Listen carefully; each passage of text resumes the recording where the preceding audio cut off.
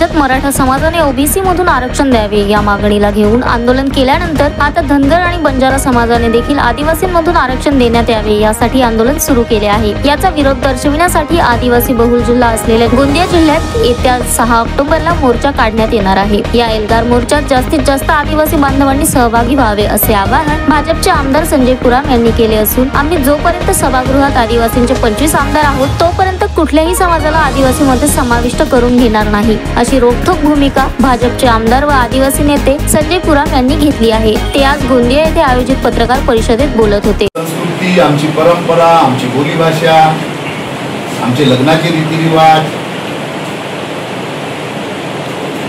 मरण, तोरण हे सगळं आणि आमची आर्थिक परिस्थिती हे सगळं बघूनच आम्हाला आरक्षण देण्यात आलेलं होतं आणि त्याच्यामुळे धनगर समाज आणि बंजारा समाज जर म्हणत असेल की आम्हाला आदिवासीमध्ये द्या, कसं शक्य आहे? याच्यात गेल्या अनेक वर्षापासून आदिवासी समाज संघर्ष करणारा समाज म्हणून ओळखला गेलेला आहे। जंगलात रानावनात राहणारा समाज म्हणून ओळखला गेलेला आहे। आदिवासी समाज हा मुळातच रानावनात आणि जंगलात राहणारा समाज आहे। आज जे आम्हाला आरक्षण मागत आहे ते शहरात राहणारे लोक आहेत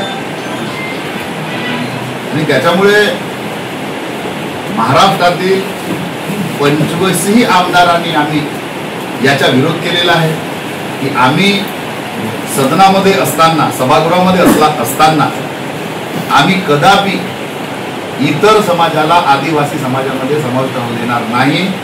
आम्ही 25 आमदार समाजाच्या पाठीशी खंबीरपणे उभे आहोत। Sunil Kawade, the sting operation news, Gondia.